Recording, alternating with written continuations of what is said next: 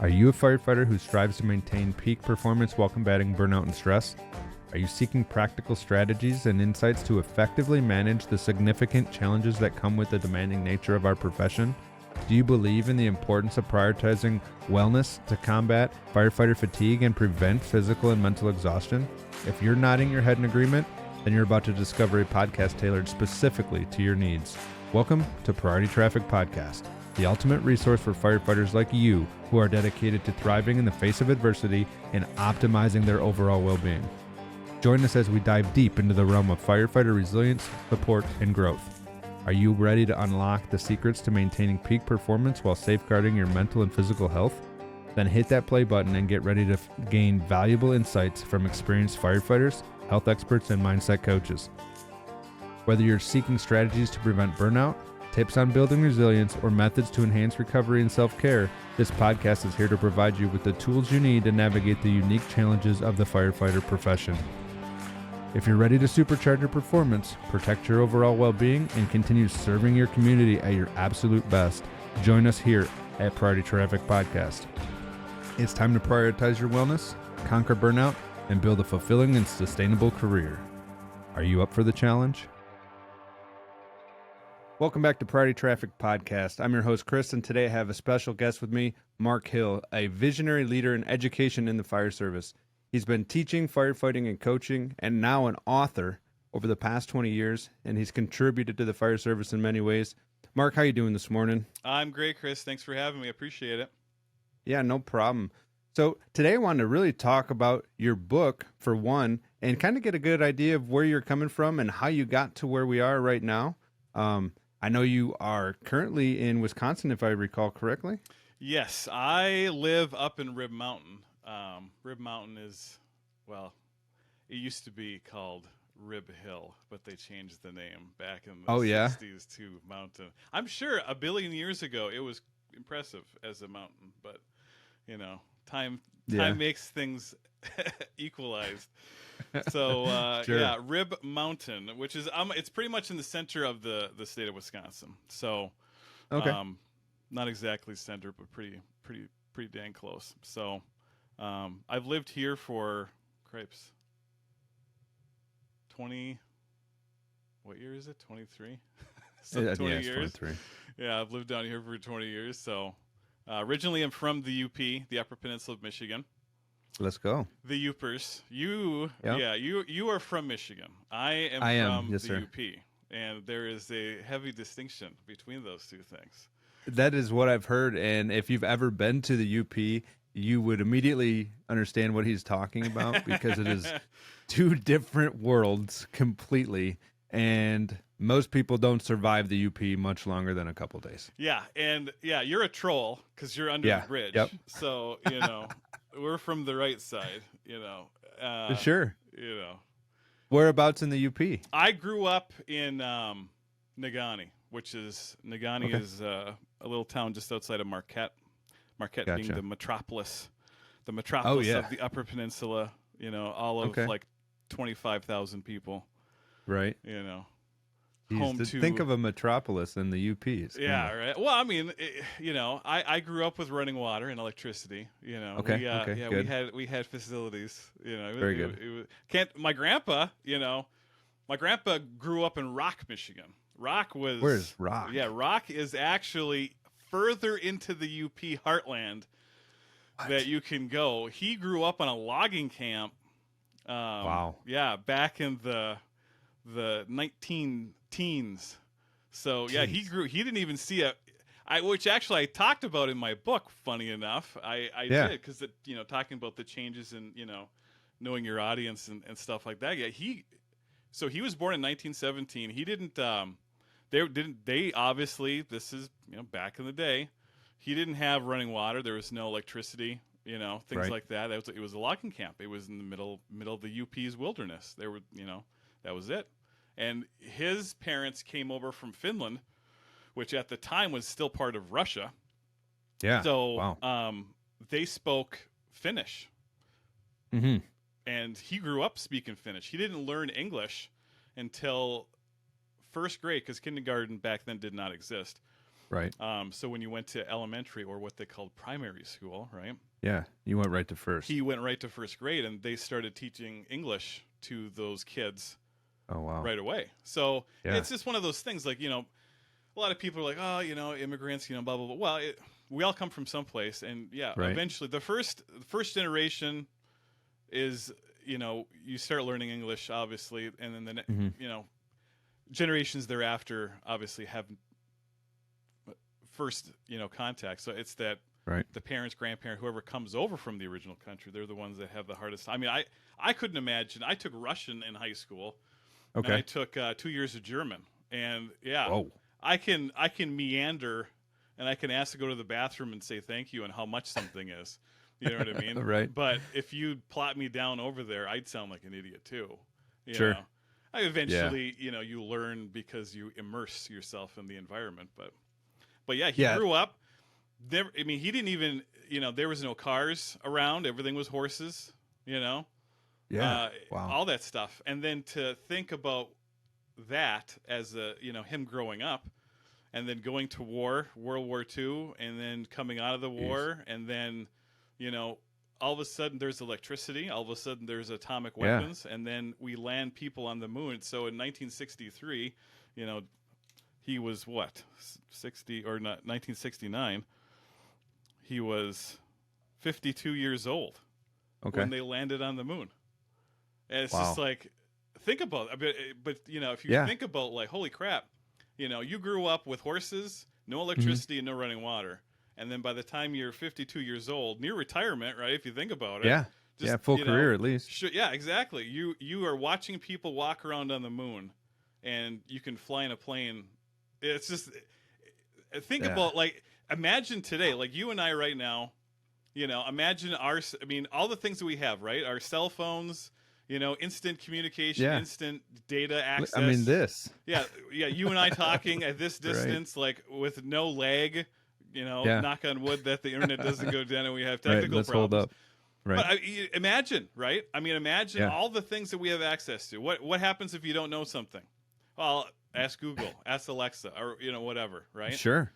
My daughter asked, what did she ask me last night? She was doing her algebra, something about some sort of quadratic equation or something. I'm like, Ann, I don't remember that. God, that's, what did I do? I asked Just Google. Look it up. Google, how does how does aquatic, how does this work again? And then 1 second later, blah, blah, blah, blah, blah, blah, blah, blah, blah. And here's an example. It's like, oh yeah. Okay. Yeah. I remember that.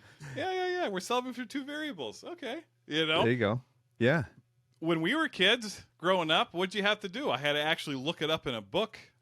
If you could find the book. If you could find a book or had access to the book, or you have to, I remember when my dad was applying for different fire jobs, right? Sure. Yeah. We would go to the library because there was no internet. So we'd go to the library, and the libraries used to have stacks of phone books. They had phone books from every major metropolitan area, and he would go and he would look up the department phone numbers of these different fire departments.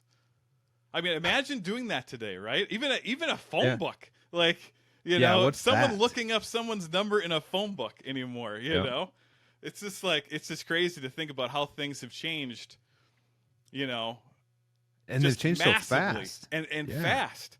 In February, I'm teaching in Wisconsin at the instructors conference, and one of the presentations I'm doing is about teaching, quote unquote, the next generation, right? Millennials. Yeah. We're kind of quasi. We're on that cusp, between Generation Xers and millennials. Right. There is a gauge where, right in between. So we grew up, most of us anyway. I mean, there was no internet. There was no, I remember still things about pre-computer. I mean, but the thing is, with our generation, we did eventually have computers, and we eventually did, play an Oregon Trail on, and died of dysentery. You know what I mean? Yeah, everyone's dying of dysentery, and everything. You've been attacked, but it's just like, your raft got swept down river, and whatever. But imagine the screen, right? It was green. At least Yeah, for it was. ours, it was just shades of green. There Yep. was no color. There was no, and it was text.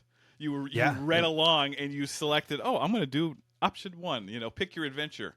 Option Yeah. 2. You know, make your decision. You know, and then all of a sudden we have dial-up internet. Which Right. now, if you think about how slow that was, but Yeah. Nobody would put up with that speed anymore. no, my God. Well, and the thing is too, if you think about it, when we had dial-up, Mhm. all of the internet that was, it was primarily text-based. There wasn't videos, or there Right, were pictures, but they were very low quality, you know, low resolution. Sure. So you didn't need the speeds, you know, of doing what we're doing right now, right? I mean, Yeah. what was the intent? You know, ask a kid who invented the internet? Well, or why was it invented? Right. Well, they have no idea. You know, No. it was. Ask you know, Bill Gates. yeah. Well, I mean, the internet was Defense Dole, or Department. whoever. Yeah, the Yeah. United States military invented the internet. It was not. Yeah. You know, it was. You know, it wasn't the people they think. You know, even Bill Exactly. Gates, Microsoft did They not didn't invent write anything. Windows. Right. They bought that from a guy in Seattle. You know, and Sure. they made it into what, you know, they made it their own, and then they were really smart business people and required IBM to include Windows in every computer that they had, so they got residuals. So Good you know move. what I mean? They didn't invent Windows. Right. You know, so it's just like, That's crazy to think about. yeah, the way things change, and even with education, you know, if we want to talk about training, right? Yeah. And And I think a lot of the problem with what happens, there's all kinds of complaining. There's one great thing. There's a couple great things about the fire department, right? Right. The classic, the cliche. You know, what do we always do? We hate the way things are, but we hate change, Absolutely. right? Yeah. Which I hear that all the time. yeah, it's a dichotomy. You can't have one without the other. But then we always Yep. do those things. So it's you know, which is technically the definition of crazy, doing the same thing over and over and expecting different results. So it's just like we can't bitch and complain about how things are, you know, yada yada yada, and then be like, well, I don't want to change that. You know, we've been Right. doing it like this for 30 years. We've been doing it like that for 50 years. You know, all those different Yeah. things. Like, well, you can't have one without the other. No, yeah, you really can't. And I would love to see the trend line on over, like, for instance, your grandpa's century, his 50 years, how quickly it went from no running water, no electricity, up to, let's just say, to where we are over in the last 100 years. That trend line was probably pretty flat for a while. Oh, yeah. Relative to what they have, to what they started with, to today. It's probably like literally vertical. And I will, you know, I know this is a whole different conversation about the future of the fire service. Yeah, we'll get But, into that for well, sure. you know, the thing is too, like, we are again at a cusp where things like, if you think about like AI, right? ChatGPT and what are some of the other ones? Claude is another one. I mean, it's like every big business now has their own, you know. Right. They're not. It's not true artificial intelligence. I mean, I know people are like, "Oh, AI is," you know. It's not. Take over. It's not exact. That's not exactly, you know, Terminator. You know, Right. that's not Bots exactly and everything. what these programs are. They're just Sure. they're basically fancier ways to answer questions. But they Gotcha. do. But it's impressive because It can as be. a teaching standpoint, okay, so from an instructor standpoint, last year I was teaching about evaluating the evaluators. So basically, Okay. looking at, if you're doing a training program, how do you know it's successful? Right. So as a teacher, as an instructor, how do you know that your students, whoever it is, and I say students in a broad term, it doesn't have to literally be, you know, a 12-year-old kid. We're talking anyone that you're Right. teaching or training Right. is your student, whether they're, Gotcha. you know, whatever way, shape, or form. So as a teacher, as an instructor, how do you know that your program that you're doing, your curriculum, you know, all those different things, how do you know that it's even worth doing? How do you know that it's successful? How do you know, Right. you know, how do you evaluate your program? And a lot of times, you know, when I talk to people about that concept, you know, I talk to, you know, different division chiefs of training, you know, insert your whatever rank that you have at that position from whatever department, everyone's always like, well, yeah, I suppose. No one does it, right? Right. No, right. it's one of those things, like it's like a training program in itself. Tell me about your like training program. Tell me about what's your onboarding process for your probies. How long is your school? What are the concepts and topics that you go through? How do you evaluate your cadre or your instructors? How do you pick those people? Them? Yeah, do you evaluate them? Are your cadre or whoever you're doing the instructing, are they being voluntold to now teach these people? Like, oh, it's your turn. Right. I mean, how many times have we all been in that position? Like, hey, Marc, you're going to be now precepting these 3 new recruits. Oh, really? Okay.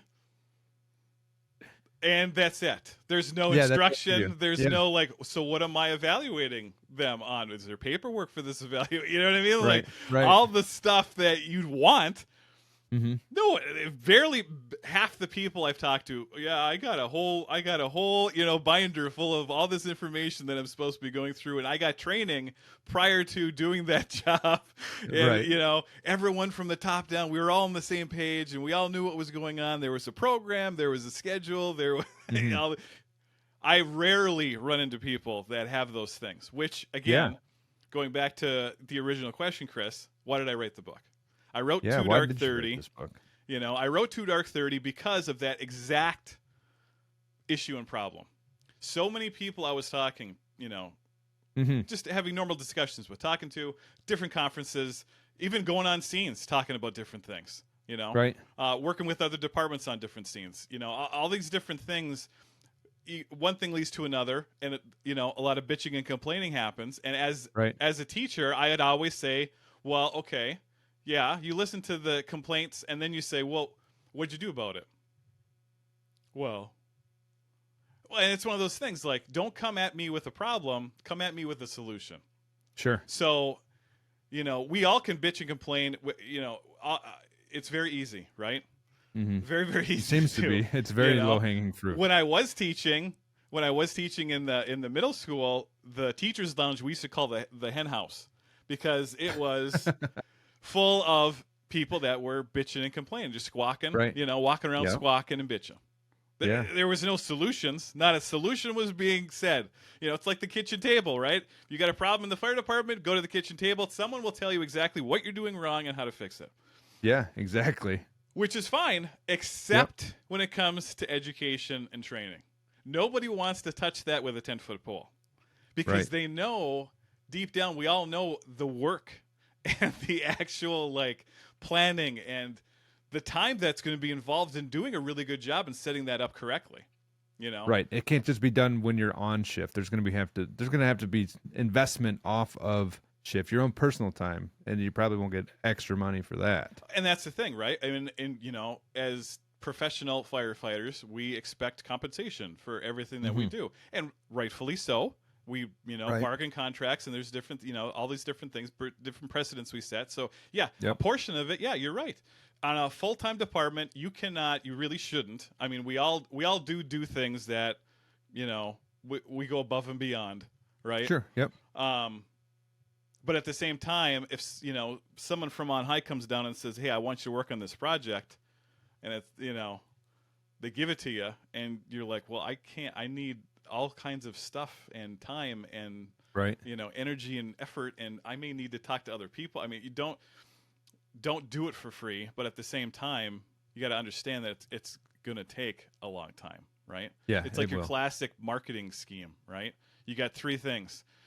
It can be done cheap, it can be done high quality, right? Or it can be done very quickly. You can have any 2 you want, but you can't have all 3. Not all 3, right? I can have it cheap and easy. I can have it quality and cheap, but it's going to take a hell of a lot of time. Pick your 3, right? But you can't have it all. Can't have it all. And I think a lot of the times when we get different chief, officers and different people that get put in positions, they make a lot of grandiose claims, and they want to say a lot of things about progression, and we're going to do all these different things, and that's all great. I mean, there's nothing wrong with having direction and scope of purpose and doing all those things, but you got to understand that it does not change overnight, you know. Yeah. And it takes a lot of time, which, again, going back, that's why I wrote the book. I wrote Too Dark 30 because I was getting, I went to school to be a teacher. I was a teacher, right? You did that for some time. I did that for many, many years. I did not go into the fire service straight out of high school. I didn't go to a technical. I mean, I did. I went to college, got my undergrad, and it's actually in social sciences. Got a minor in earth science. Got a minor in education. I have a minor in coaching. I was there for 5 years for a 4-year degree. I started in engineering, which is what if you really want. Not your thing. Yeah, well, it's the math. Like with my daughter, I'm like, quadratic equations. I don't remember that. Yeah. Physics, I could do physics because that physics is one thing because it's tangible. I can see what I'm doing here, but math for the sake of math, was not exactly my. And who knew we'd have a freaking calculator in our pockets for the rest of our lives? Especially back then. I had a TI-85 because I wanted to play Tetris. Right. Or play the snake game. Yeah, exactly. Yep. I didn't get that. I didn't have my mom buy me a $115 calculator so I could not play games in class, So exactly. I didn't go into the fire service right. My dad was a volunteer firefighter, and he had tried to get on numerous departments. But again, this is back in the late 80s, early 90s. Sure. And back in the day, like you want to talk to those old timer, talk to people that have been on the service for a long time. Yeah, you had thousands of people apply. A lot. Because EMS was not really part of the deal. Right. And there were only a few departments that were running some EMS, and most of it was just like basic, first aid, what we would nowadays call just, being a first responder. Right, MFR or whatever. Level of care, which again, honestly, if you think about it, like all the calls we've gone on, how many calls required a paramedic level ambulance? Not 90%. Right. Yeah, there's maybe a 10%, depending on the situation. Sure. Could you have gotten away with just an IV? Here in Wisconsin, we used to have there was an EMT IV tech level. Actually, oh, really? Where you were an EMT, you took another couple hours to show you like how to start an IV. And then that was it. They said, okay, now you're an IV tech. So now you can have IV access, and you may give normal saline. Right. No drugs. Then you have to call though if you're going to give glucose. You got to get permission for glucose. Yeah. It was just back in the day. But that's the thing. That's when my dad was trying to get on full-time departments, and he didn't have military service, so which obviously is bonus points. Yeah, my dad had military service. A lot of it was who you knew, if you had family that was in the service already, then we have anti-nepotism laws today, but there's so many things just coming out. The way things used to be. Yeah, that's how everything. It's not. It was more back then of who you knew, and having the right stuff, and. So he never did get on a full-time department, which... Oh, he didn't? No, he never did. He was just... I don't want to say just a volunteer, but that's very important, too. I mean, most people in the fire service, and especially in the United States, are volunteer. Yeah. They're most part-time. people don't know that. And that's the thing, too. Like, when people call 911, they assume everyone's a paramedic, and that, you get an ambulance, everyone's a paramedic, they're barely almost a doctor, and that everyone you call for the fire department, everyone's professional, because... That's what they see. They don't, talking about how things have changed, back in when I grew up with my dad in the fire department, they had a keg. They had a whole bar in the fire hall. What? Oh, yeah. You had a bar. There was a bar in the back of the fire hall. Yeah. And they had a big banquet hall that was part of it. I mean, it was an old station. It's awesome. Sounds like it. If you want to, for those of you listening, you want to Google old fire stations, which I was a big proponent when I was fire chief. We needed a new station. The architects and whatever, they come with their designs and stuff. Yeah. It's just like No, I don't want. I'm not. I don't want to work in an office building. Mm-hmm. I want to work in a fire station. I want it to look like the fire stations that they had 100 years ago. Right. I want it to look like that at least. You don't. Yeah, build it with new technology, but can you make it look cool and old? Everything looks old and cool now. Even houses, you can get houses with fake craftsman wood and the uniqueness. Mm-hmm. For sure, stuff like that. We miss things like that for wall panel sections and stuff like that. But anyway, that's a whole different topic. So what would you say was something that how did you go from teaching to stepping into this fire service position? When I started teaching it up in Antigo, Wisconsin. I was teaching high school, and I'm not from Wisconsin, like we said. My wife is from here. She's from Wausau, so we ended up coming down here after I met her up where I went to school. I went up to Michigan Tech University. Nice. Michigan's toughest university. Yeah, one of those, and which is ridiculously expensive too. You have to pay. It's more expensive to go to Michigan Tech than it is to go to U of M. And I was like, what? Wow, and that doesn't make sense to me. No, it doesn't make any sense. But whatever, it is what it is. So, so after I got done and I found my first teaching job, I got on the volunteer department right away because I still like that stuff. I still wanted to do that kind of thing, and I enjoy, everything about it. The smell of fires and rolling hose. I love doing all that stuff. So I did the volunteer thing while I was teaching. Okay, got it. And then I did. So I was teaching for many years. Got my master's in education and leadership. I was going to become a principal. But the problem with teaching, and it's always funny when they talk about, we're in a teaching shortage. We are, but we're also not. It depends on what you want to teach or what you're qualified to teach. Okay. So the shortages are in specifically special ed. That's the biggest one because the special ed teaching realm, the turnover ratio is about 3 years. Oh, wow. Yeah. So you go in with, wide-eyed ambitions, and then after 3 years you're burned out and you get the hell out of there. So they're constantly looking for special ed teachers. Gotcha. Marc is a social studies teacher. So, those are not exactly the biggest turnover. You know what I mean? So I was lucky to get a job.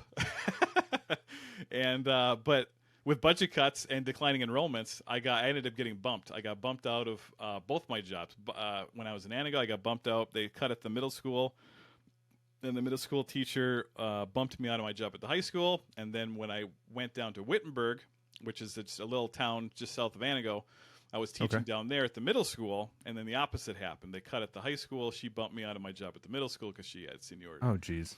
So at that, but it's just, but it is what it is, and that's just the way things are. So I wound up only in education is it bad to be educated sometimes. So with contracts, I have my master's, and I've got nearly 10 years experience. They don't have to give me my years, but they have to give me my master's on the pay scale. Gotcha. So why hire Marc with experience and now all those different things when they can hire someone fresh out of school for $32,000? Exactly. And that's the thing. Like I would tell the new Proby firefighters, who are they're starting out here in Wausau, they're making like $60,000 a year. Yeah. And then going up from there, right? And I would tell them, what, my first teaching job in Antigo, my first paycheck was $825. $825 is what I made as a brand new teacher in Antigo, and that was a 4-year required degree with certifications. So it's just like when these kids are coming in, they don't have associates. They got their firefighter 1, their paramedic, which fire are 1 and 2, degrees. whatever. For us, we just at this point we are to the point where we want someone who is at least fire 1 minimum and paramedic eligible now. Where even when I started, you had to have fire 1, fire 2, hazmat technician, and paramedic.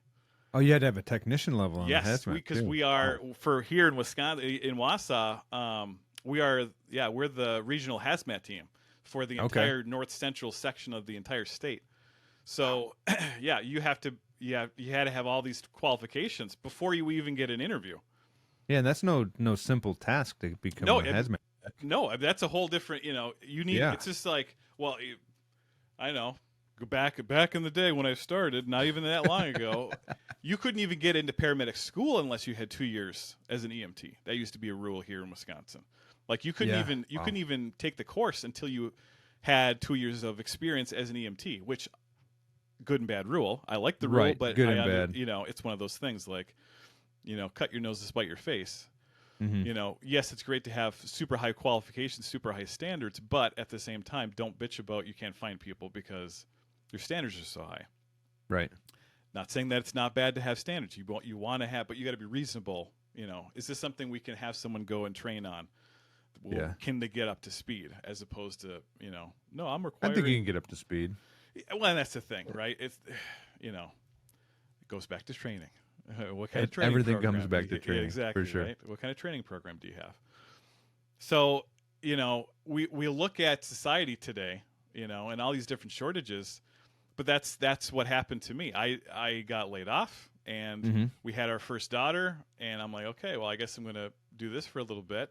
But at the same time, I was still volunteering on our department, right. Stuff like that. And I'm like, well, I'm going to go get my medic because that's in Wisconsin. If you want to be a full-time firefighter, you have to have your paramedic. Because like I said, gotcha. They had rules, and this is what the requirements were. So I'm like, all right. Right. So I went back, got my paramedic, which was one of the hardest things I ever had to do because it is so outside my wheelhouse. Okay. That's a tough class. How long did it take? For me, it was what was it? 2 semesters. So it ends up being 6 months. I didn't do it because I only did the paramedic stuff. I did because I had already had my EMT, so I didn't have to go through the levels first. Okay. So I was already an EMT already. Gotcha. With 2 years experience. Oh, you had the experience. I had the experience because I was on my volunteer department, and I was a firefighter and EMT at the same time. So gotcha. So I just took the core paramedic courses. But like I said, though, that was super tough. That was I'm still waiting to get a letter from registry saying, no, Mark, it doesn't count you've anymore. Been practicing for over 10 years as a paramedic, and you are not actually certified. Right. We screwed up. We missed your test. But so that's what happened. And so I got out of the teaching thing full time. Okay. And wound up, falling into the fire thing full time. So it was, it's one of those things. It's, it's happy circumstance or whatever. But because of my education and background in teaching, and I was adjuncting at our local community college too, teaching courses and stuff like that. Yeah. Every department I was on, I was getting voluntold, which I love that phrase because it's that's very accurate. It is so correct. It is. Mark, we're going to hire these new people. You're going to be the preceptor. Okay. Hey, we need to reevaluate, we need a training schedule for the year. Hey, we need to, Yeah. So which is fine. I love doing it. I enjoy all the things about it. I love, stupid curriculum things. I love organization and planning different. I love all that stuff. So sure. I was more than happy to do it. And, over the course of many years and over the course of constantly having people, because when you get obviously on a full-time department, I was on B crew, which we all know is the best crew. The best. Always the best crew. And, always. A and C crew, because they're, stepchildren and they don't understand what's going on. They need handholding, all the time. So I was constantly fielding questions from A and C crew, like, how do I do this? And what's going on with this? And how, which it's fine, So right in your wheelhouse. Yeah, no problem. So instead of emailing people back and forth and catching people for like 5-10 minutes, at the start of shift change, I had hurt my back. And I was off with my back injury, and while I'm literally laying there not moving, my wife's like, you got to do something other than playing Fortnite all the time. So I'm like, yeah, I should do something more productive. So I started writing the book, and I'm like, okay, I'm gonna write a book. You know, even though I have a book right over there in my back thing, Fire and Emergency Instructor, which I don't know how many. That sucker's got to be 1,000 pages. It's thick. Yeah. But you get that it's like anything, right? Why would someone want to read my book versus read that sucker? Yeah, that is a huge thing, and I think they've termed it like imposter syndrome now. It is, or, which I talked about in the book. Yeah, and it's true because I was dealing with that, and I was just I had never written a book before in my life. Sure, okay? You got to read your first one. I'd written long papers in college. You know, sure. I wrote a 12-page paper about the climatic history of Greater Pangea during the Mesozoic period. You know, or I wrote a cultural essay on Haiti. You know. Sure. Yeah, they were all 10-page papers, you know, whatever, college crap, you know. Right, double space. It's not a book, you know what I mean? So I was like, well, I don't know. I've never written a book. I don't know anything about writing a book. And I'll tell you, after having written the book, my next book or books are going to be way better and better organized.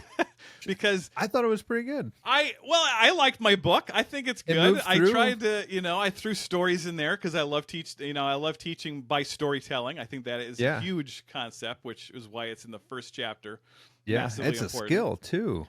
And, you know, I got to the point where I was fielding all these questions. So I'm like, okay, I'm constantly rehashing a lot of these same things, right? Right. How do if I get new people, how do I evaluate? How do you evaluate a person? What kind, what are some constant things I should be looking at? You know, how do I explain this to them, you know, in different ways? Because that's one thing about teaching. Anyone that's taught, it's very mentally challenging because you are constantly having to think about how do I explain this 5 different ways, right? Sure. It's not just this is the way you do it, A, B, C, and D. Right. Because one person will get that. That's fine. They'll get it, or maybe a majority. Half the class could be like, okay, we do A, we do B, we do C. Okay, great, got it, no problem. Then there's another quarter that's like, so wait a second, C, B, A, no, we're not back. We're going A, B, C. You know, right? No, right. I thought it was B, C, A. You know, so then you have to figure out. You can't go back to the way you just explained it because obviously it didn't connect. Right. Obviously. So obviously there's a mistranslation here. You know, so okay, now here's the teaching thing. I got to figure out another way to explain this to this person because they ain't getting it. So then you do, and you come up with another way, and then they're like, oh, okay, all right, yeah, I got it. Okay, great. Oh, there's another quarter. They're over here thinking, no, I thought it was, wait. I thought you just said it was this way, you know? Yeah. Wait, I got to pull this first and then I release. No. Hold on a second. Where are you coming from? Right. So, and that's what happens, you know, like, another thing in teaching, it's always like, it's like herding cats, you know? Yeah. Which is a great analogy because that's exactly what's going on here. You can't just, it's never in just one direction. You got 50 different directions going. On top of the different types of learning that people, I personally I'm a visual guy.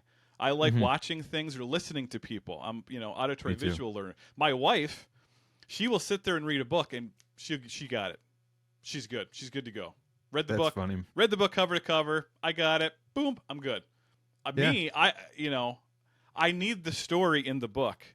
To keep my, I could use a video, maybe a documentary. Yeah, you know what I mean. Like exactly. I need a little more, than just a textbook, which is what I wanted my book to be. I wanted my book to be something that I could read and understand as a visual auditory guy. that was written conversationally, so it's like you and me talking. I didn't want it to be a textbook jargony, full of you can make anything complicated. I got. I got buddies of mine on the department that are super into fishing and outdoor stuff. And when they start talking about the lures and the different speeds and the weights and it's like you sit back, and I was laughing one day and they're like, what are you laughing about? I'm like, it's just amazing how complicated you can make muskie fishing. Like there are so many things about it because it's like, I don't know what I don't know. I don't know, Right. I've only had a couple trails with a muskie. I've never caught one, Sure. And me either. and I got a brother-in-law that loves trolling. Well, yeah, there's different, you can make anything complicated, right? Yeah. Truly and figuratively, every single thing in this world you can make super complicated and fill it with jargon and technical statistics and data. Everything, literally everything. Yeah. Sometimes I think that's like a gatekeeping thing. They're like, I got all these big words. Right? I'm going to say this so you can't really understand me. So I want you to know how much you don't know, right? Right, exactly. Which classic passive aggressive. That's just yeah. Like, how many people have we worked for, chiefs or whatever, that come in, from on high? It's like, come out of the office, like, 3 times a year and make some comment about something, and it's like, what? Did he just come out of there to say that just to show that he knows? Right? Is he flexing on us right now? Yeah, what is that about?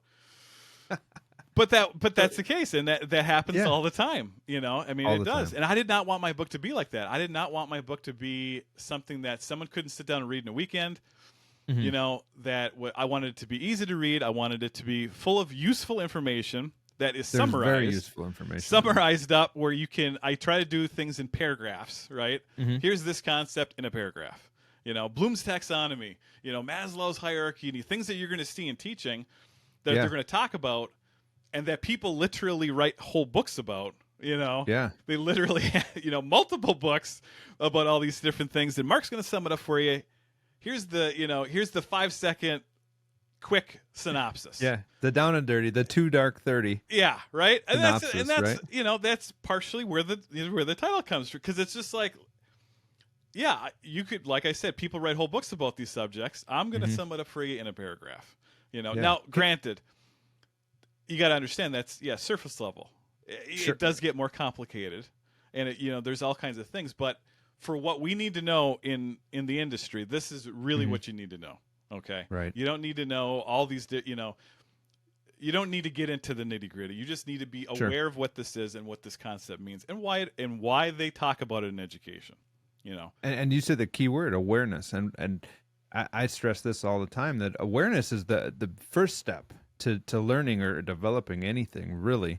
And without the awareness of it, you just don't know what you don't know. Exactly. If you're not aware of it, you have no starting point. Which, again, is also in the book, which is called the Dunning-Kruger effect. Because we all start out, right? We all start out with grandiose, I'm freshly trained right out of the box. I know everything. Put me in, coach. Yeah, I'm super salty, and I know exactly what's going on. My mustache is perfectly trimmed and curled up, and whatever, right? And we all do. We're all like that when we start, because we're brimming with enthusiasm and knowledge, right? And then you get on the job, and you're a year into probation, or you're in year 3, and you're like, holy shit. I thought I knew everything, but I don't know jack. And I am barely, I am keeping my head barely above water. I hope no one sees that I don't know what the is going on. And I don't, you know what I mean? Like, but everyone gets like that. Everybody. Excuse me. It doesn't matter what position you're in life.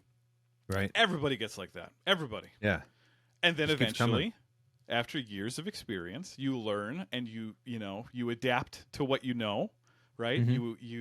You start applying the information that you do know, and you learn the little tips and the secrets and the hints and the tricks and the life hacks of how to do stuff. All those different little things that we learn over experience time. And failing. Exactly, which is hugely important, Yeah, also in the book. You need to fail, and you will, and that's fine, It's about learning from the failure. That's the key.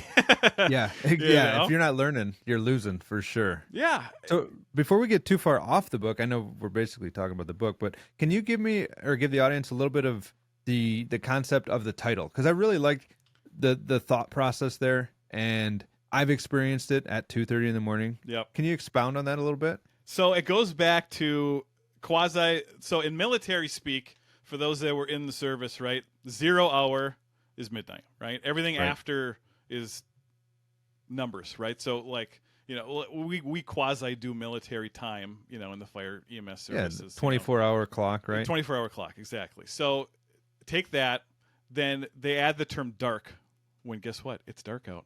So anytime, you know what I mean? So yeah. So when you get into, like 2:30 in the morning would be too dark 30. So Sure. so when I was teaching and when I was instructing the new people and the people in class, my constant reference was at 2 dark 30. What the hell are you going to do? Because that's exactly when I need you to be able to do something. I can't be holding your hand at 2:30 in the morning. I need you to help me. Can you help me at 2:30 in the morning? Right. And that's, even though, we could be on our 12th call for the day, or, we were on 3 back to back to back, or, whatever. I need you able, functional, and helping me at 2:30 in the morning. Right. So I would constantly come back to that phrase when I was teaching in class. What are you going to do at 2 dark 30? Do you know this information? Can you do this skill, whatever it is? Can you do these things at 2 dark 30 when I need you to do them?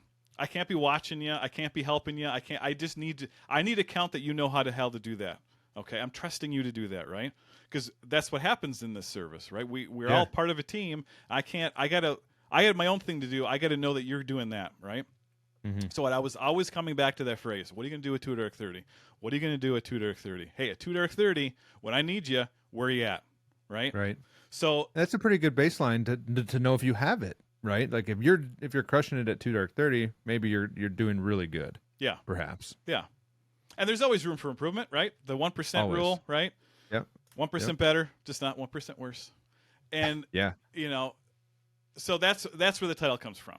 That was something that came out of, this phrases I would say when I was teaching. Gotcha. So that's where that whole thing comes up. So you're laying in bed with the hurt back. Yeah. Right? And your wife's like, "Hey, I need you to, get out of the house. You're starting to be productive. Right. Yeah. Go take a shower." Exactly. So how does this book manifest through you at that point in time? Writing the book didn't take long because honestly, like I said, I never wrote a book before, so I started just mind vomiting. Okay. And on I would email myself ideas, or or things, Right. And then I would take that email the next day because a lot of my things come up like at night when I'm laying there, whatever. Totally. And then That's the worst time. I would then thinking about stuff. So then I would start expounding, and I would just start, like I said, it was mind vomit. I would just start typing. I would go off on tangents. I would just start typing. Sure.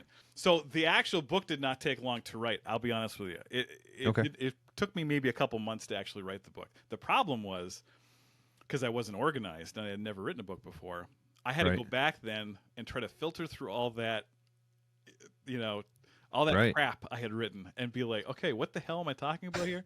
And then one thing led to another thing, and then it led into another thing, and then another thing, and another thing, and then here's one more thing, and so I had to go through then at that point and filter everything down. And there's a whole nother book because initially I started talking about leadership. I started talking about when I was a fire chief and things that had happened while I was chief, and all these different things. So there was all kinds of mixtures of, like I said, one tangent led to another tangent, and I was like, okay, I need to. Where did I go? Yeah, where did I? Yeah, I took a whole lot of turns here. Where I'm way off the highway. What's going on here? So I'm like, okay, what do I really want this book to be about? I need to focus, right? Focus, right.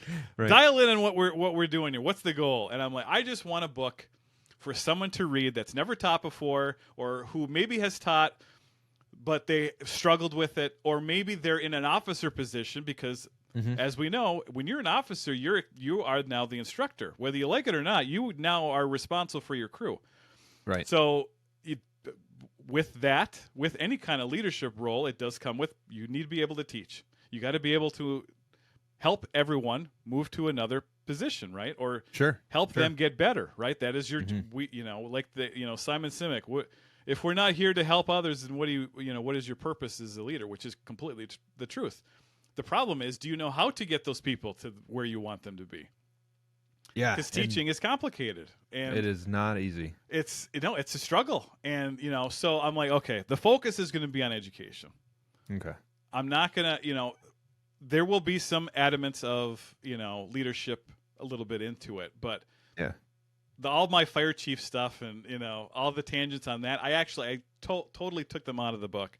Every story, all that stuff. So that's a whole different book for another time. That'll be a good one too. Yeah. Well, that's a whole different thing. So I focused it on just the teaching aspect because I'm like, okay, the need that I see, why, it's like anything in marketing. Why will your product solve the what's the solution here? What is the solution? So, for me, I wanted to have that resource that was, again, easy to read, conversational, just like you and me are talking right now. Right. Just the, skim surface on this is some things. And I'll be honest, a lot of it, because it's my stories and it's things that have happened to me, it's what I have found successful. How I have found success in teaching through all these years of, I've taught every grade from 6 through 12. I've taught adults from 18 to 72 years of age, coming from multiple generations, multiple backgrounds, all these different. So this is like the synopsis of what I know as a teacher condensed down into a book that, I wanted to be able to have someone who is voluntold to be in that position, or a new officer, or even people I've had a lot of people that aren't even in the fire service that have read my book, and they've actually contacted me on LinkedIn, or they've sent me emails through my website where they're like, man, this is, this book, even though, yes, I talk about emergency services, training. Sure, that's the context, right? It is. It's it's the basis for it. But they're like, this book is good for anyone who needs to train people. And it doesn't matter. It doesn't really matter that it's fire-based or EMS. That's not, even though that is the basis of the book, everyone can get something out of it, which I thought was nice. See, that was not my intent. The underlying principles are pretty much the same. Yeah. If you back it out of the fire service. Exactly. It's when you boil it down to it, what's the best way to get people to be on the same page, to explain to them, try to relay the information, the knowledge, and then not just the knowledge, but now we need to show the skill, illustrate the skill, practice the skill, and now we need to take the third step, which is apply that skill. And then I need you to be able to troubleshoot and trouble solve what's going on here if that doesn't work, right? Right. Because then it's the whole circle of learning at that point. Yeah, that's quite the cycle where and I think that's how you start to do that 1% spiral up. You start to achieve and start to move forward, and you've got the basics mastered potentially, and now you're starting to expand your comfort zone to new things where now you're the beginner again. Yeah, I can't. One of the stories I actually took out of the book, because my wife was like, because she read it like 3 times for me. Nice. Does your wife read real fast? Because my wife can just smoke through a book so quickly. Like I said, she's that's I'm so her jealous. level. I know, because unless I'm interested in the book, which nowadays I have the luxury of only reading things I want to read, as opposed to stuff that I was forced or assigned to read, Assigned. Oh God, I got to read this. What? I don't even know. You get like 2 pages in, you're like, I don't remember anything I just read. I read it. I was reading the words, but nothing was sticking, So yeah, she read it a whole bunch. My father-in-law read it, he's not in the fire service, and my dad read it, and I had a bunch of friends read it, and I had an editor go through it professionally, and go through things and read things to make sure that I wasn't rambling on too much. And but which is, from my experience, it can happen pretty easily. Yeah, if you're not used to, it's like report writing. I mean, that was probably the best way to give you an analogy. It's like writing a patient care report or whatever, or writing the fire report. What happened? This is what happened. This is what I saw. This is the incident. Hit the facts. Dragnet. Just the facts. Let's just go through it, and writing it in a perspective that someone can read and give them the visual cues, setting you up for the scene. We arrived on scene. Such as such. This is what I saw. Paint the picture. Right. It's kind of storytelling again too. Exactly. Which goes back to you've touched on. Yep. That is that's a skill in and of itself, and I thought you did a pretty good job of immersing people in the stories the way you delivered the story in the book. So I like that personally. Yeah, and like I said, I love storytelling. I love telling because it sets up context.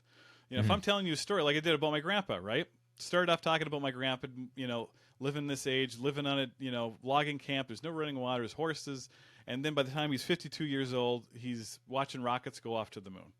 Right. You can visualize those things, and you'll remember things like that. You're like, hey, holy crap,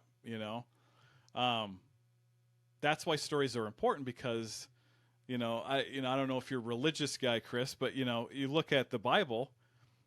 Jesus taught in morals, and he taught in storytelling, and he taught. Yeah. That's how he didn't lecture people. Right. Let me tell you about this situation. You have a son who all these different things. I mean, that's it's in parables, and it's storytelling, and it sets the example that he's trying to portray. Sure. Any good story will have that. All the good fiction stories, they have, your classic character hero analogies, Right. Movies nowadays, right? All the good movies, comic books are really good at, here's your hero. This is how he became Spider-Man. And, this is all the things that, Peter Parker is having to deal with and things like that. And it's a relatable, like, oh yeah, he was bullied as a kid and was awkward. And, we're all like that in high school. We're all awkward, and he really likes this girl, but he doesn't know how to talk to her. It's just like, oh, it's totally relatable. Yeah. Yeah, that's me. I could be exactly. Spider-Man. I could be Spider-Man. I just need to find a radioactive spider, So it's just like, but that's the I hate story. Spiders. I don't like spiders either. I can tell you why. That's a really good story. Let's hear it. Okay. So when I was in 4th grade, we had moved to Phoenix, Arizona for 6 months. No, we were not a witness protection. Which everyone's like, because I did. I grew up in the UP, but in the span of a year and a half, I lived in 3 different states. So it's just, that's a separate story. However, spiders. 4th grade in Phoenix, I had an anole, which is one of those little lizards. They're like those little green lizards, right, that you see crawling around when you're in hot areas. Yeah. I had one. His name was Gus. And I had him in an aquarium, above my bed. My mom had went to the store, and I would usually feed him crickets.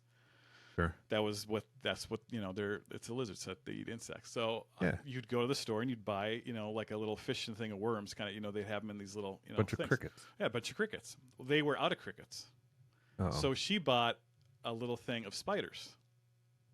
As his food source. Okay, fine, whatever. Okay, it's an insect. It's not like it's it is what it is. So she brings it home. I'm like, all right, fine. So I leave the container of spiders next to his aquarium, and it sits on a bookshelf above my bed. Okay, I have a cat. He was a Siamese cat. His name was Chopsticks. And Choppies, how appropriate, during the night had jumped up to that shelf because he wanted to look at the little paw at the lizard, and in the midst of doing so, he knocked over that jar of spiders, and I woke up in the middle of the night covered in spiders, and they were in my mouth, they were up in my nose, they were everywhere. These little spiders moving all over the place. I woke up screaming, oh my God, because they were everywhere, That's so disgusting. Ever since then, I've had a problem with spiders. So that explains it. Yeah, that would be. I'd have to talk to a doctor about that. It was horrible. It was my skin is crawling. Yeah, it's just you imagine waking up in the middle of the night just in your mouth. I mean, they were in your mouth. It's not like there was one. There was a lot. I mean, because they were little. They were, maybe, quarter inch in size. You know what I mean? Half inch at the biggest. It's just like, and then they're I'm gonna have to put a trigger warning. I had to swallow some because it's just like they were in my nose. It was like, oh my god, they're everywhere.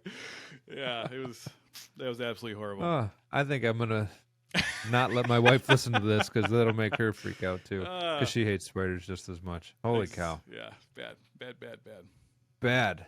But that's stories tell it. They give you lessons, and they get the message across on more than just one level, right? So, Like, for instance, I felt that story. Like, that made my skin visualize. move. Yeah, right. Yeah, You're it was putting very yourself somatic. in that situation, and that's what I think. A lot of teaching is storytelling.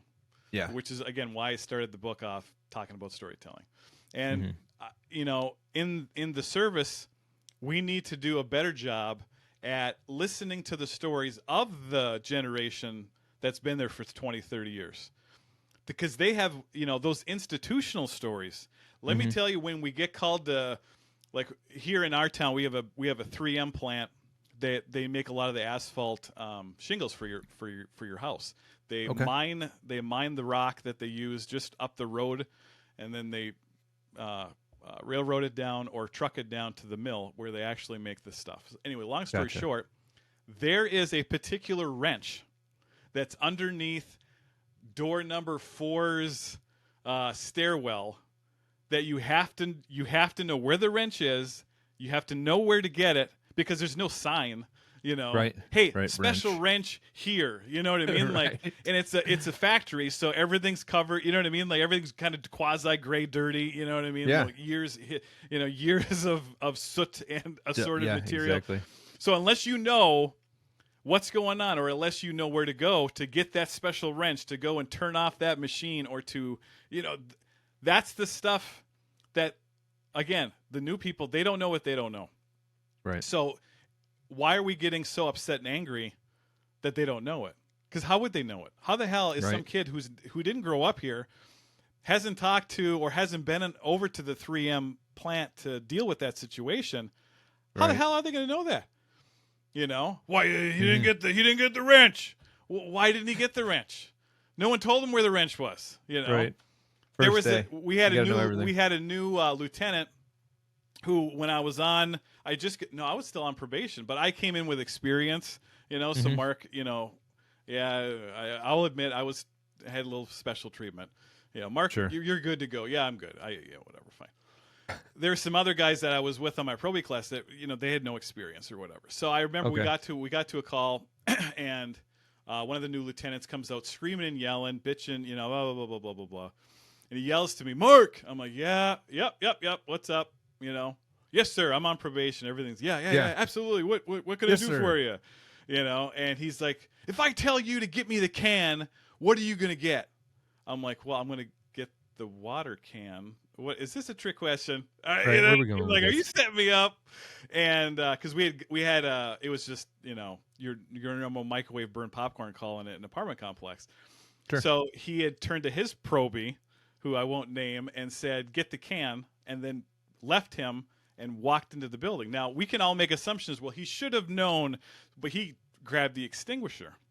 He didn't grab the water. Right. Can. There's probably 2 or 3 options there. Exactly, yes. And for whatever reason, our water can our can is obviously the stainless steel, Right. There was an extinguisher that we had that was also stainless steel. Oops. So if he, again, goes back to, what are you doing at 2 dark 30? So, right. He didn't, which he'll never forget now. Yeah. But at the same time, at 2 dark 30, he grabbed the extinguisher. Assuming it was the can, without looking, even though it was in a different position. But, again, what are you doing at 2 dark 30?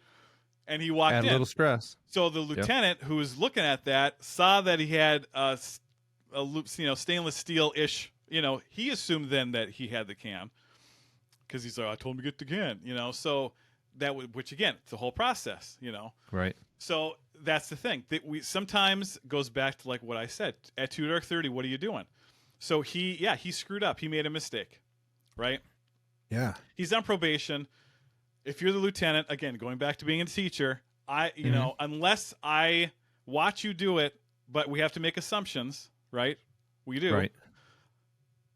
But what do they say about assumptions? They make an ass out of you and me, right? So he was very upset about the whole situation. So I had to calm him down, and I had to then play good guy to the probie, be like, hey, it's fine, don't worry about it. It's just, hey, you're never gonna forget now, huh? Right? Like, Yeah, first time, last time. it's just like, exactly, so it's just like, listen, no one died. It was freaking popcorn. I know everyone needs to be prepared. We got everything. We got to treat every situation like it's a freaking raging inferno.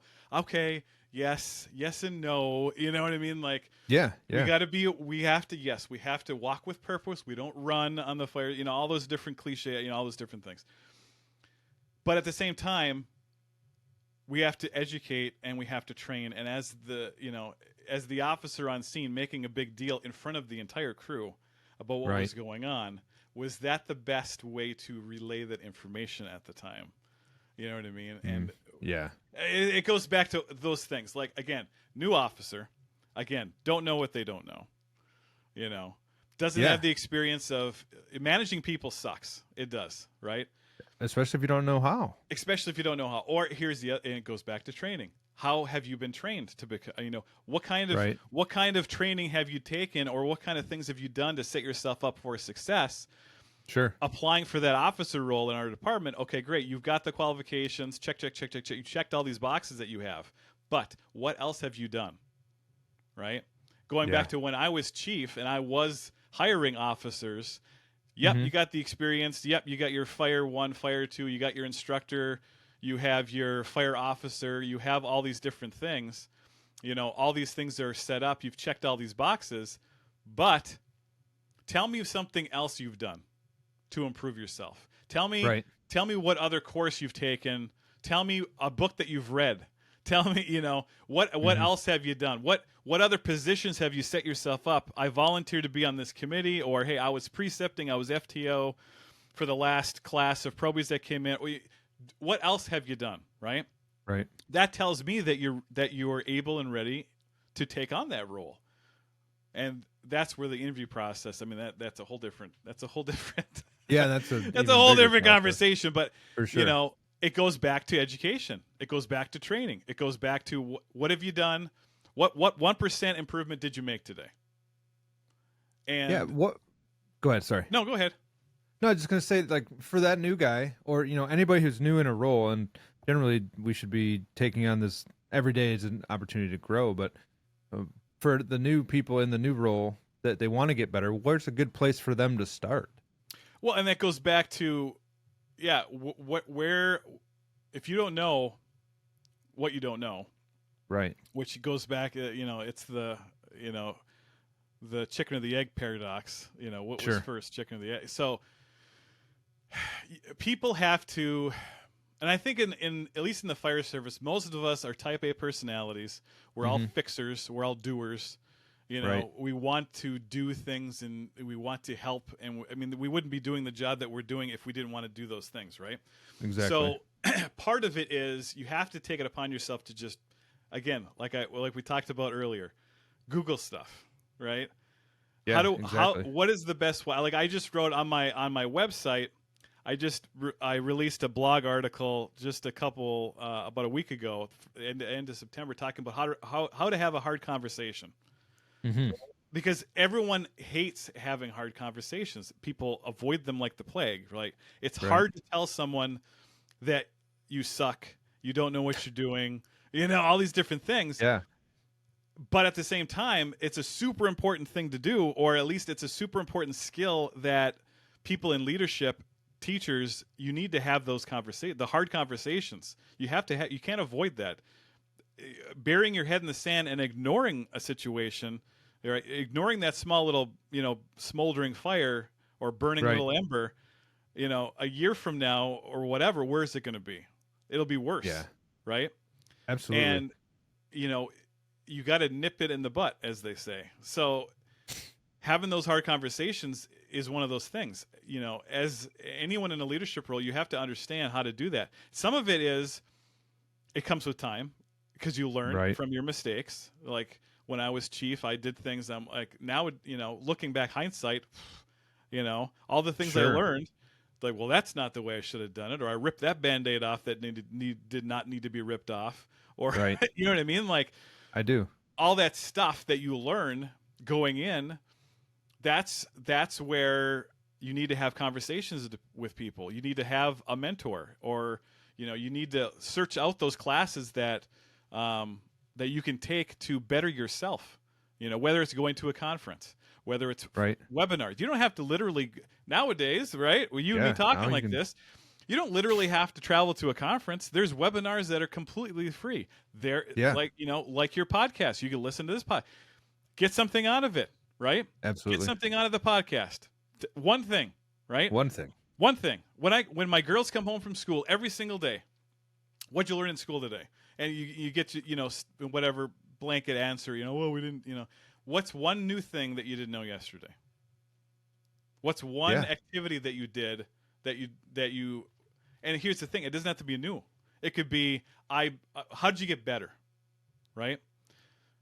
And it doesn't have to literally be schoolwork. It can be, athletic, because all my girls are in sports. So, like, I have one daughter that's a swimmer. Swimming is very technically, like, you have to move your hand in a certain direction. I mean, it's very technical. There's a skill. It's a skill, right? And it takes practice. And you can't you're not going to be 100% doing it one time, which I cover, we talk about in the book, right? Quantity versus quality repetitions. So the improvements that you have to make, right? Because the technique is so specific. So saying you want to get 1% better every day, right? That does not necessarily mean that you have to learn something super like massive concept new every day. You can refine your technique. You can refine your learning. You can, drill down on different things. You don't have to, it doesn't necessarily mean that you need to have another degree a day. That's not what a 1% improvement is, right? So they always say, it's compounding, right? 1% every day, you do that over the course of time, and you will gradually, as time goes on, it'll compound that interest, and you'll become better. Exactly. Right? Classic football, right? The mirror face, the mirror test. Look at yourself in the mirror. Did you get better or get worse today? It's just like, well, yeah, but it's cliche that some of those sports references they also are very good points, But at the same time, which I also talk about in my book, developing team and teamwork, and things like that, and motivating self-motivation, like you said, like how does someone get better at something if they don't know what to get better at, right? And a lot of it comes from you have to take an honest evaluation of, okay, what do I really know? Okay, and what do I want to improve on? Because we all have strengths. We all have weaknesses. Self-awareness. And, you have to but you have to have an honest conversation. And some of that, again, from the book, you got to take that ego away. You got to say, okay, you're not 100. I hate the word expert. Right. I do. I think that is the stupidest, he's a subject matter expert. No, I'm not an expert in anything. I know a lot about a lot of different things. That does not make me an expert. Because for me, the word expert means there's nothing else to learn. Okay. Or you have reached such a pinnacle that there's no room for improvement. That's what, in my definition of an expert, if you look up, Webster's dictionary, look up the definition of an expert, and then truly think about that, you'll be like, yeah, there's like no room for ambiguity, or, what I mean? Like, this is law, this is the laws of motion, gravity, blah, blah. No, there's room for improvement on everything. Everything is a theory, right? We kind of know a certain way to do stuff. Like I said with my book, this is how I found success. When you read the book, it doesn't mean that you're going to find success the same way, because you are a completely different person. But all I can do is try to give you what I know, and try to give you the knowledge that I have and the experience that I have, and try to set you up for success. Absolutely. It's up to you to take that knowledge and those lessons and adapt them to your own situation and your own environment, and try. Right. You don't know unless you try, right? You don't win the lottery unless you buy a ticket. But Mark, I'm afraid to fail. And I know, right? That's the thing. Like, don't be afraid to fail. I would always say when I'm teaching, especially, the new people, you got to remember one thing. That always remember one thing. We did not start the emergency. Right. whatever emergency we go to, the car accident, the house fire, the diabetic drowning, whatever, right? Whatever it is, cardiac arrest, blah, blah, blah, blah, blah, dogs and cats living together, whatever the situation is, we didn't start that. You know, I didn't go over there and cause that traffic accident, right? I didn't go over and cause that alcoholic to get himself into the point of inebriation where he fell down those stairs and broke everything, tip fractures, Yeah. whatever, right? I didn't start that emergency. All I can do in this service, all we can do is try to remedy the situation the best job we can. And we have to understand that we're not going to fix everything. You know, how many cardiac calls how many people have I personally declared dead? Hundreds. Yeah. Right? Hundreds of people I've declared dead. Hundreds. You know, how many IV starts did I start that I blew? Yeah. Hundreds. Hundreds. Yeah. You know, how many times did I, go to flake that cross lay off, and we have it's triple laid, and I'm trying to flake it out, and It's a mess. something happens, it doesn't turn right. Whatever. Someone walks by me as I'm trying to do it, and they kick it, and then it gets all tangled. You know what I mean? It's one of those things. Like, it is whatever. There's no point in getting super frustrated and pissed off about. God damn it! Right. Hey, shit happens, man. Roll with it. Yeah. Adapt and overcome. Figure it out, right? And that's what happens when we don't worry about plunging into the deep end of the pool and not knowing how to swim. Yeah. You can worry about that a little bit when you're drowning. Yeah. Right? If I'm under the water, that's, but like I said in the book, I learned how to swim. My dad literally took me up to the mine pit in the UP, threw me in the water. And blah, blah, blah, blah, blah, blah. And I remember him like it was yesterday, standing on the bank of that mine pit, which is just a flooded hole. And I remember him pointing at me and telling me, Mark, you start kicking, you start moving those hands. And I did. And I got better as the time, and I got my head above the water, and I'm joking and trying to breathe, and guess what? You start to learn how to do the doggy paddle. It's like an innate, genetic memory. You know what I mean? It's just like you figure it out right quick, right? As they say down south, you better figure that out right quick. That's truly the case, and you don't know until you put yourself in that situation. Sure. Yeah. So you have to be some of it. Chris, you're 100%. I worry about failure. We all do. No one wants to fail. I don't go out of my way to screw up and to you know what I mean? Like, that's not my intent. Are there people that have malicious intent? Right. Yes, obviously. 99.9% of us is not. Right? So don't fear the failure, because every single person is going to fail. Yeah. You will fail. I have failed miserably. It's inevitable. Massively. Numerous times. Right? It's not the failure that you should worry about.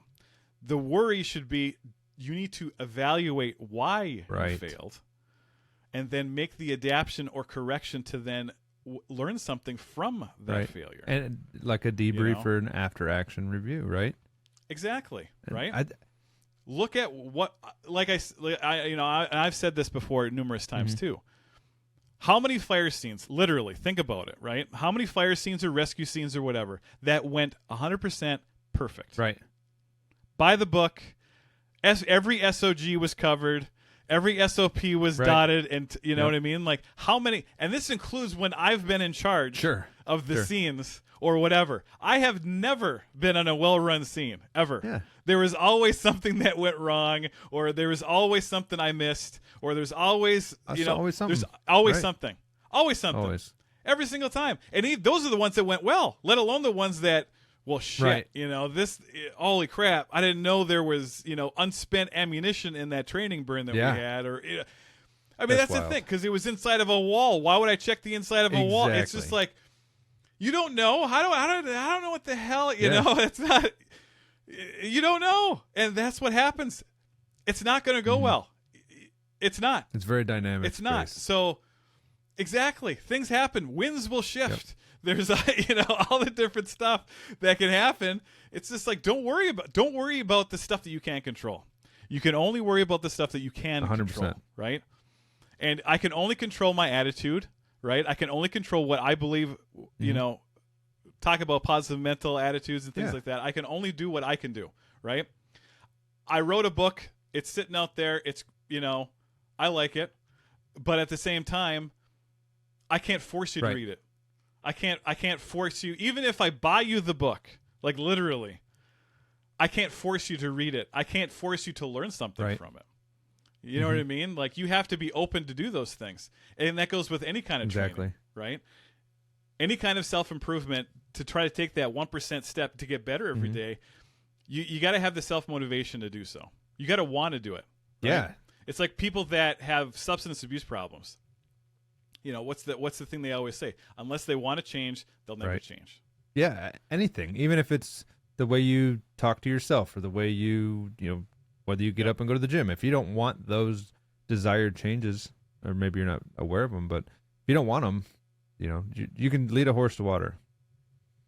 Yep, can't make it Absolutely. drink. And that's the thing too. Like, it goes back to, like, you know, like we were saying before.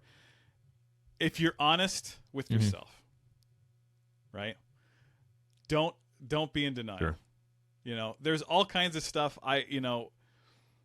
all kinds of things that I want to learn and get better at every day. But it doesn't mean that you're going to be successful. Right. You know, in the book I talk about, you know, Brady when he was quarterback over with the Patriots. Right. You know, there was, and a lot of that stems from, there was a couple different books, and there was you know, there's an ESPN, it was like one of those 30 for 30 things where they were talking about, you know, what made the Patriots during that run, what made them so successful.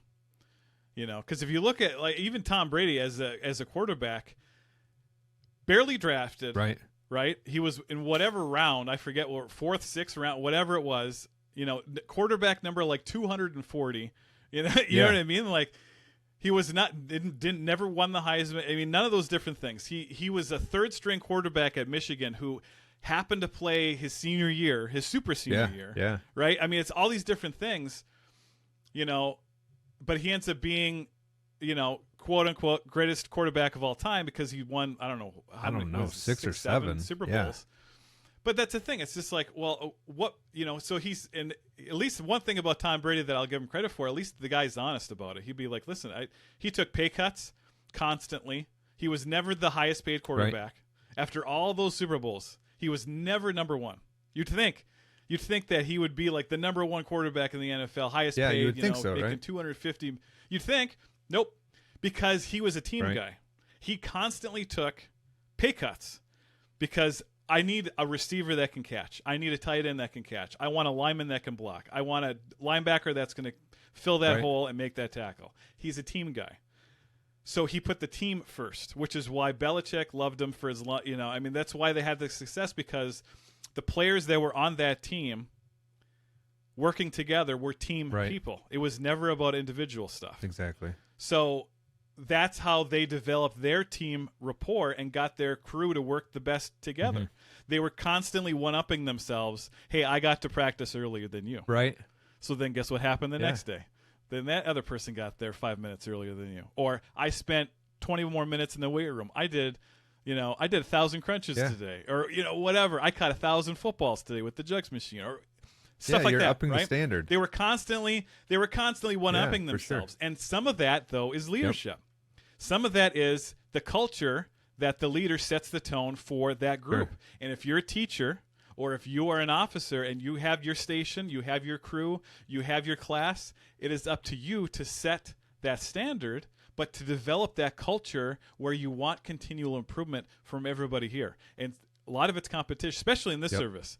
We all love competition. You know, B crew's better than A and C crew. Station 3 is the first on zoo, you know, they're first on scene, you know, what in Station 1's area, or all that stuff, right? We always are trying to one up each other. Well, we put that flare out in, you know, 35 seconds, or we had water to the hose that, you know, the lay was out before, you know what I mean? Like, whatever. We did it all. We can come up with competition for everything, right? Do a turnout drill. I can do it. I can put my turnout. I can be fully in turnout on air in 45 seconds with my gloves on. You know, whatever it is. So, I mean, we can make competition. People, in this service, Specifically, specifically, yeah. we love competition. We love competition. I don't have to worry about that if I'm teaching, 12th grade social Right. studies. That's a different competition that I can create there. But for this service particularly, competition's huge. We all love do. that, We all love that. So as a leader, you need to foster that competition. And why would you not want to make education a competition among your staff? Hey, but then here's the thing: you got to give recognition.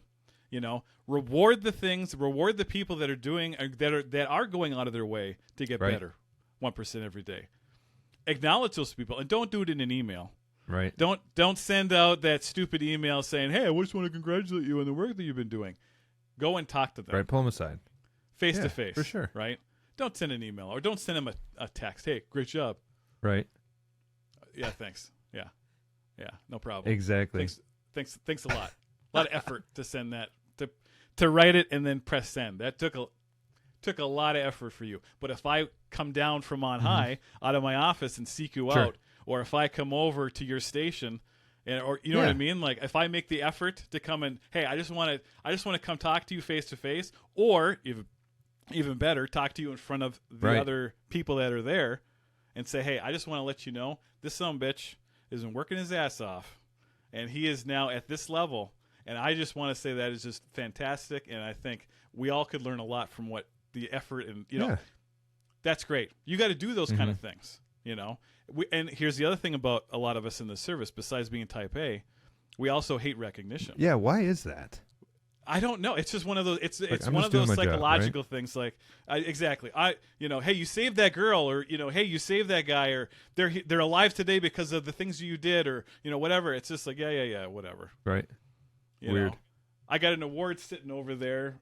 My plaque from my my core values award, my ribbon, and from which a story in the book was, there's always teachable moments, and breech birth, full breech. She was 20 plus weeks.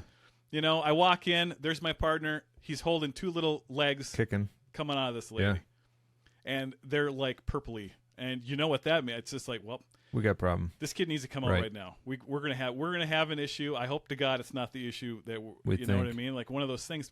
And the look that he gave me when he turned around and looked at me in the door as I walked in was just one of complete like holy shit. Because we all go through, this is how childbirth happens, and you go through the stupid mannequin, and here comes the plastic doll through, it's all that stupid stuff that we all go through. It's like, whatever, But I had the experience, at least, of my wife did a fantastic job, birthing our three girls, but at the same time, the doctor let me actually pull the girls out of my wife. Fantastic. That was a whole experience unto itself. And then learning and watching the doctor as she was doing certain things to position and to move and to get that kid, that real kid, my actual daughter, out of my wife. You know what I mean? Like that was a whole experience. That was a learning process that I was learning as I was watching, right? I picked up on all kinds of things. So guess what I did when we got there? I was doing the same things that I watched the doctor do while my girls were being born. And guess what? It worked freaking like a charm. So it's just like, there's a whole process to it. It's not just stupid plastic and, okay, it's out. Yeah, congratulations. And again, we got awards for it. We were recognized, blah, blah, blah, blah, blah. Okay, that was all great and fine. But what do we always say? Well, I was just doing my job. Right. Yes, we were doing our job. Yes, we got paid to do that job. Yes, we were supposed to be trained and certified and qualified and all these different things. But you know what? Take a second. That was a 1 in a frickin' million chance that you had a full breech, preemie birth, that the kid survived and is walking around and not having any deficits. Yeah. That's huge. That is. The parents were, they're, what I mean? Like the whole thing. That's the other thing when we, in this service, when I say, hey, we didn't cause the emergency, all we can do is try to fix the best way we can. We go to those emergencies every day, right? Multiple times a day. And that's the other thing about, stress and PTSD and things like that we have to deal with, which is, again, a whole other conversation. Yeah. Everyone has an emergency once or twice, maybe three times in their life, right? That's a normal Right. person. They may call 911 maybe once in their life, on average. Right? I mean, you have those The outliers, normal, right? a quote unquote, exactly, quote unquote normal person. If they call Right. at all, right? Most people, I think, will still try to Solve it. But Yeah. anyway, that's a normal person. We go to these things. We go to those people's emergencies that only happen, maybe 3 times in their entire Mhm. life. We go to their emergencies every single day. Right. 12 times. So, and that's every day that we work. Now, compound that times how many days you work in a year, times how many times Right. Your how many career. years you work. Right. you know what I mean? All that stuff adds up. So, yeah, on the stress side, that adds up. But at the same time, we have to understand that you need to take away something, learn something from every single one of those calls. Hey, this went right, this went wrong. We should have pulled up the truck. We should have pulled the truck up further up the road. Whatever, Yep. right? It doesn't have to be major stuff, right? It can just be little things, But make those improvements. Get better every day. Don't take a step back. Yeah. I mean, even if it comes as far as maybe having a logbook or a journal to make these notes in, and I would love to see, or at least meet someone who's tracked from their first day to their last day and see what that would look like. And it would probably be a handful of journals, right? Like there would be a lot of information. That'd be a pretty cool, That would cool be thing cool. to see. So if anybody out there is That would first day and you're listening to this, start a journal. Yeah. If anyone's out there like first day of Proby Yeah. right now, walking in the building, go get a notebook write everything down. and start journaling your experiences from day one. That'd be pretty cool. That would, if you think about it, that would just, what did you learn every day? What did I learn? What did I get better? What did I improve on? What did I not do well Right, today? exactly. Be honest about those evaluations. I screwed this, and this up. I failed at this, Sure. and this. Okay, great. So then what are you going to do Exactly. tomorrow? How are you going to get better tomorrow? Well, I think one way that a lot of people can start getting better tomorrow or today even is head over to toodark30.com and start checking out Marc's book. I like it. I'm on my second go through. I just became a fire instructor, so now it's like the context is even more important and invaluable for me. So thank you for this awesome book. Do you have anything coming up? I know you mentioned you'll be in Wisconsin for the conference. Do you have anything else coming up soon? Well, it's one of those things, right? So I'm doing some consulting work with this online. They're just starting out, the First Responder Behavioral Health Institute. Oh, cool. FRBHI.com. They're trying to get some things out there about different PTSD strategies and stress relief, and there's a lot of really cool things that they're going to be coming out with. I'm speaking at the Wisconsin Instructors Conference in February. I'll be flying down to Louisiana. I'm talking at the Louisiana Fire Instructors Conference down there in Baton Rouge, also in February, which will be nice because at least it'll be warm. Yeah, for sure, much nicer weather.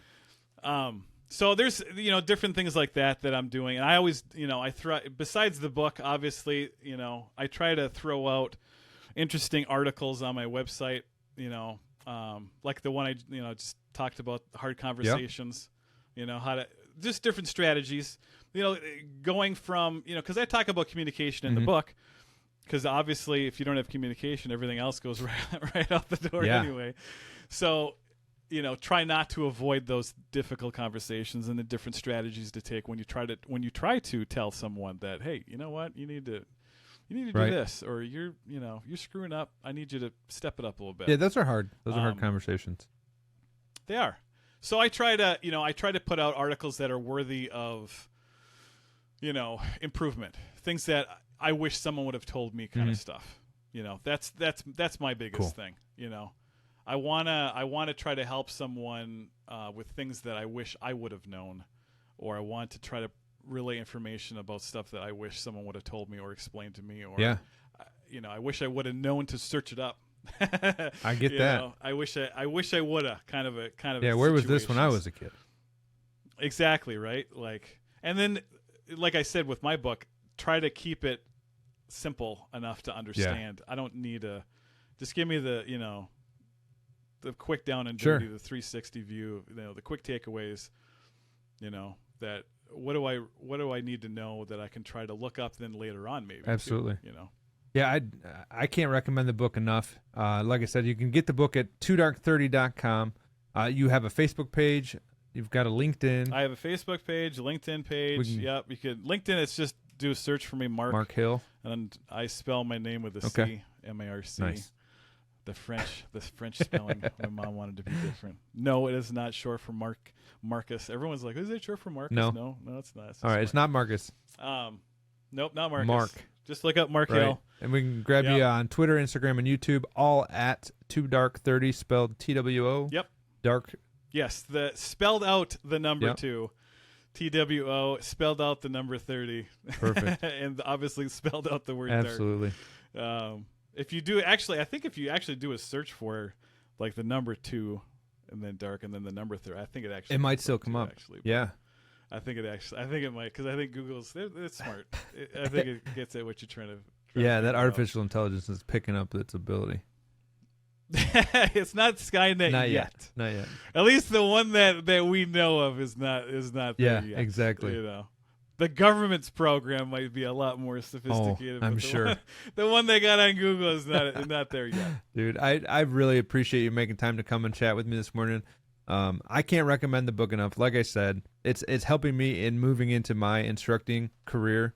Is there anything that you want to let the audience know before we pick up and head out of here? No, I just honestly, like you were saying, and like we've said numerous times, don't be afraid to fail. Okay, everyone does. Right. We're all, every single person. So don't be afraid to make that leap. Don't be afraid to make that jump. Don't be afraid to ask questions. That's the other thing. People, I think part of people's fear of failure is the fact that I don't want people to know that I don't know. Right. Expose me. Or they're going to expose me and they're going to know they're going to know I don't know anything. Blah blah blah. They're going to think I'm a human. If you're in a situation, if you're literally in an environment where you get singled out and made fun of and all those different things because of that, part of it you got to take with a grain of salt, right? Because, like, again, in this service, everyone loves ragging on you. Some of it's gonna be you're gonna have to take a little bit of punishment, and some of it is you got to develop a thick skin, especially when you put yourself out there, right? Because that is part of the process. You're putting yourself out there. You're creating a scenario where someone may say something. Some people, I've got nothing but good reviews from the book. I'll be honest with you. Everyone that at least has sought me out, or everyone that has read it and then contacted me through my website or through LinkedIn or whatever. Chris, when you reached out, all these different things. Everyone that's read it and whatever, I've had nothing but good. But I'll be honest, there is one review on Amazon that was like 2 out of 5 stars. All right. What are you gonna do?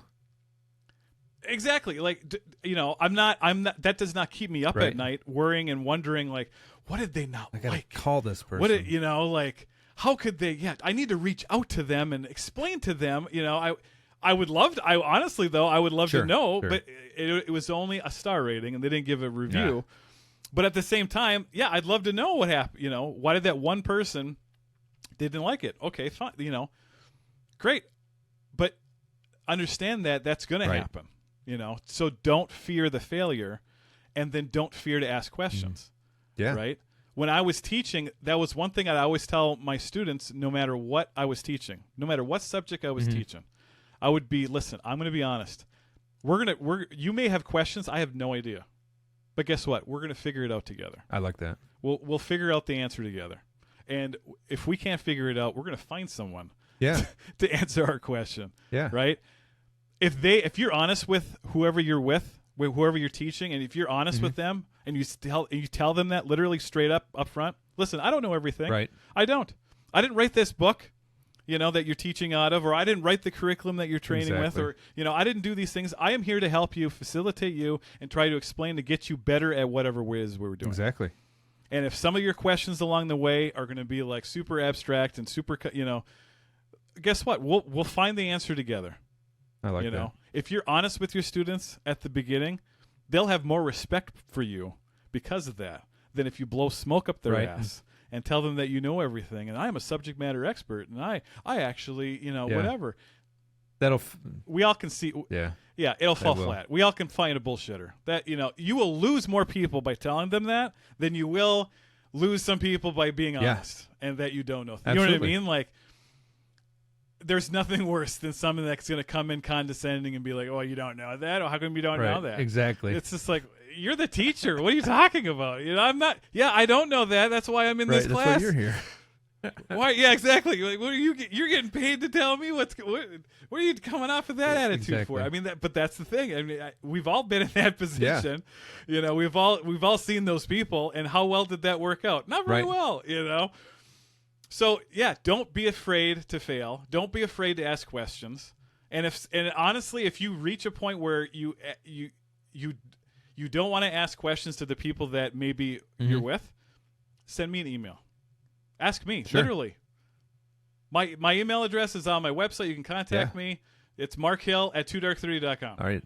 That email me. Shoot me an email. Hey, I have a question about this, or I was voluntold to come up with training for whatever. Right? Yeah, email me. Fine. And guess what? I may not know the answer. I'll be honest with you. I have never heard that question before. Holy crap! Don't be afraid to ask questions. Exactly. But you know what? I know a whole lot of people, and I might know someone that would know the answer, or I might shoot you in the right direction. That's what it's about. It's about learning and growing and figuring this crap out together. Yeah, together we're stronger for sure. Yeah, so that's the biggest piece of advice I can give to anybody. Don't be scared. Don't be scared. Everyone's scared. Everybody is. Whether they want to admit it or not, everyone's scared. Yeah, be scared and do it anyways. Don't be afraid to ask questions. Yeah. Don't know until you try. Exactly. Well, Mark, I appreciate you coming on so much. It's been a pleasure, and I'm sure we'll talk more in the future. I expect so. Everybody, 2dark30.com. Grab the book. Check him out on Facebook, LinkedIn, again, Twitter, Instagram, and YouTube at 2dark30, all spelled out. Mark, thank you so much. It's been a pleasure. Hey, thank you for having me. I appreciate it. You got it, sir. All right, everybody. Have a great day, and thanks for listening to the Priority Traffic Podcast. I'm your host, Chris, signing off. As all great things do, this episode of Priority Traffic Podcast has come to an end. And from the bottom of my heart, I'd like to express my gratitude for your time and attention. Your support and feedback help the show to continually improve our content and to bring you the best possible experience.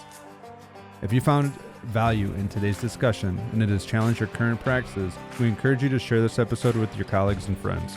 Don't forget to like, subscribe, and follow Priority Traffic Podcast on our various channels to stay up to date with our latest of shows. At Priority Traffic, we strongly believe that prioritizing wellness is the foundation of long-term high performance. By taking care of ourselves both physically and mentally, we can unlock our full potential and achieve greatness. We are honored to be a part of your journey towards self-mastery and grateful for you being here with us today. Remember, together we can prioritize wellness and realize the performance we deserve. Thank you for listening to Priority Traffic Podcast, and until next time, stay safe and stay committed to your well-being.